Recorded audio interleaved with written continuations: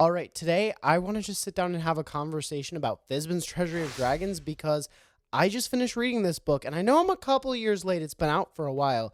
That being said, this is probably my favorite D&D book I have ever bought without a question. I really do think there's a lot to unpack here. So I think today we're going to go through this because it goes through everything from layers to how dragons should act as they die, their resurrection, and every single piece that you need to go through for having a good campaign with dragons in it. And I personally have run quite a few of those campaigns, and I wish I had picked up this book sooner. So I actually just got a hold of this book because this book came out about 2 years ago when I actually wasn't playing D&D. And now, especially with me having gotten back in the last few years, I didn't really know. I've been trying to catch up on some of my reading, and this one just got brought to my attention by one of my friends, and I have fallen in love with this book. I mean, it's got so many good things going for it, from new spells to races to even a dragon god. I was really shocked at everything that this book had to unpack, and there was no shortage of content for this one. So where I want to start off is actually in with the spells. This is a book that I wish I had really gotten sooner because I just finished running a campaign where we did the Dragon Queens campaign with Tiamat, and it actually has a spell for a named dragon in that campaign. So I will say this book is an absolute must for that campaign because of the fact that the ice dragon that you see up in the northern portion of the map actually is supposed to have a lot of different spells to it. And in older editions of D&D, she even had spell lists. That being said, that kind of was taken away from the Dragon Queen to make it kind of an easier encounter. And my players really disliked that because it's a named character. It should have all of its original spells. That being said, in Fizban's Treasury of Dragons, there's actually a brand new spell for it that's a great ambush spell. It really fits what the dragon wants to do, where you can freeze people almost to a slow. And I really wish I had gotten this sooner, because it's super interesting.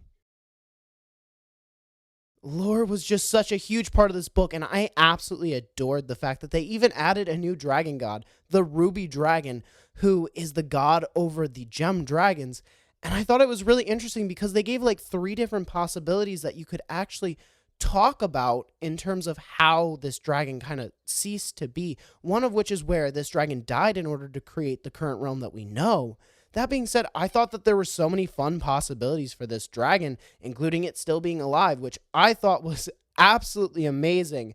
And with all of the addition of the gem dragons, there's so much more for me to add to my games, and I really wish I had read this book before I ran some of my dragon campaigns.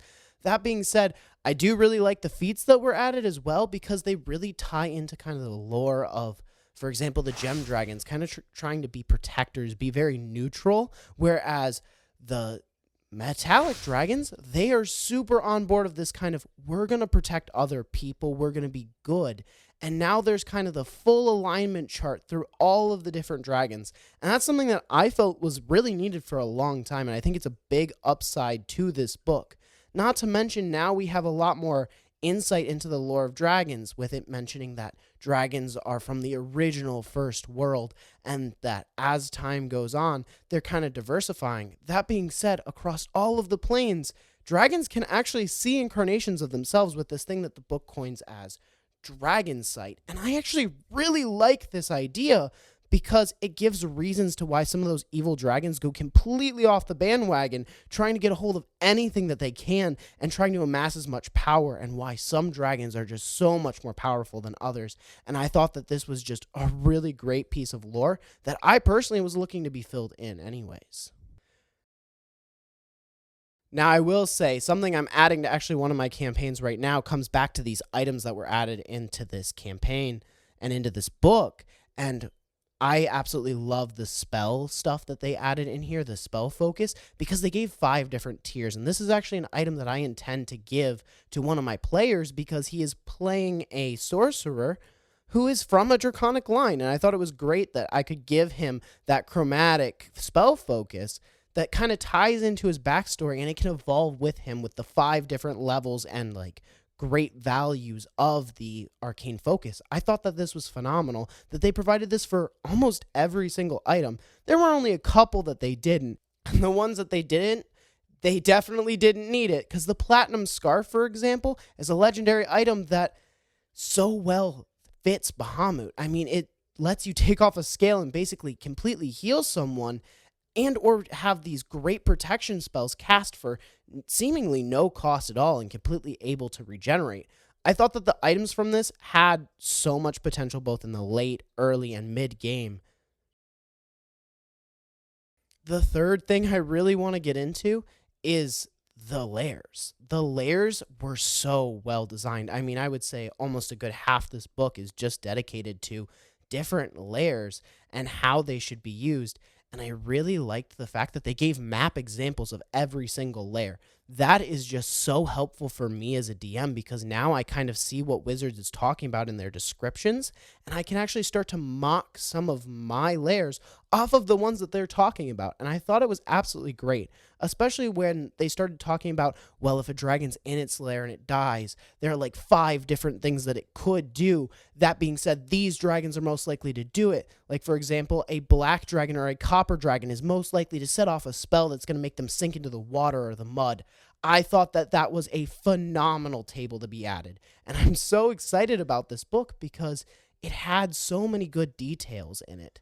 That being said, I do wish that the tables were a little bit longer, but there was no shortage of them, so I felt like there was a lot of quantity and they could have been longer, but honestly, I still would say it's pretty good. And as for Dragon Lair traps, I mean, there was just no slew of like holding back for these. I mean, even talking about like dragon liches and how that may affect the actual terrain and their abilities within the lair, I thought that this was just remarkably done. I will say, kind of honorable mentions that I don't feel like I can really go into depth enough to make them their own sections of this video, that I thought were really enjoyable, was I really liked the Ranger subclass that they gave for this and the Monk subclass. They were both really well rounded, and especially with Ranger and Monk struggling in terms of power level, I didn't feel like either of these were weak subclasses by any means, and I loved seeing them get their own love in a special way where they were actually gaining benefits where other classes really weren't in this book. And on top of that, they also had this really great just humor from Fizban through the entire book. I liked the little comments from Fizban, who is the Platinum Dragon Bahamut's avatar. I thought it was really great that they kind of just added in comical comments like a dragon is speaking to you through the whole book. It really kept me engaged, and I thought that that was one of the things that was really well done about this book, and I almost wish that we saw in D&D books a little bit more. Now, if you enjoyed this video, please leave a like and subscribe to the channel.